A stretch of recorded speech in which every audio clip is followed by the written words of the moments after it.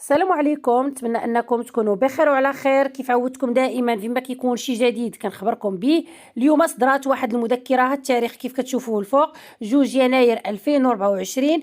هاد المذكره كتهم تكييف تنظيم السنه الدراسيه. هاد السنه هذه وقعوا فيها بزاف ديال الحوايج، منها الاضرابات والدراري ما قراوش نهائيا واحد المده اللي هي كبيره. كيفاش غادي يتم حل هاد الوقت هذا اللي ضاع؟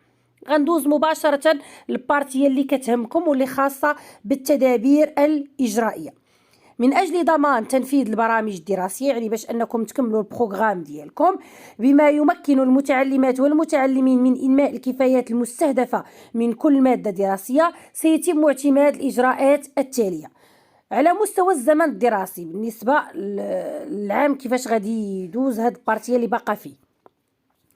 تمديد السنة الدراسية بأسبوع بالنسبة للأسلاك الثلاث، يعني غيزيدوا يمدوا شوية السنة. بالنسبة للسلك الابتدائي، في بلاصة كانت غتسالي القراية نهار 29 يونيو غتسالي حتى 6 يوليو، 6 في شهر 7 غتتسالي.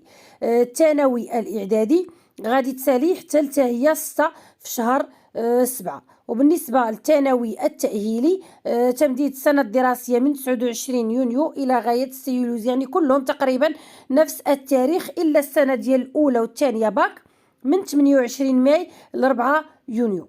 يعني الابتدائي والثانوي الإعدادي والثانوي التأهيلي يعني نفس التاريخ غتسالي فيه الدراسة، غادي يجلسوا دقة وحدة.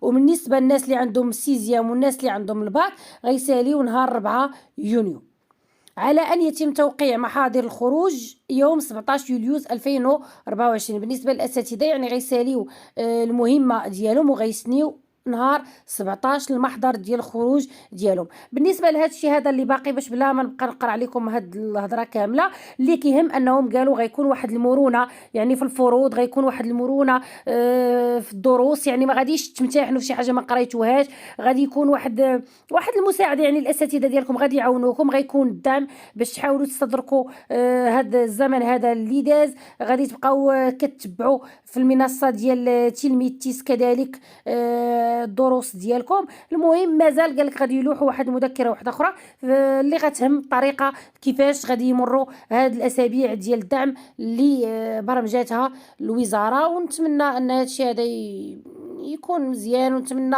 ان التلاميذ يرجع عندهم الحماس باش يعاودوا يخدموا، يعاودوا حتى الاغلبيه صافي مابقاش قاد يخدم، واخا كاينين بزاف تاع التلاميذ يعني اللي باقيين شادين في راسهم وطامعين ان هادشي هذا يتفك ويرجعوا للاقسام ديالهم بلا ستريس. كنتمنى لكم التوفيق والى اللقاء الى فيديو مقبل ان شاء الله.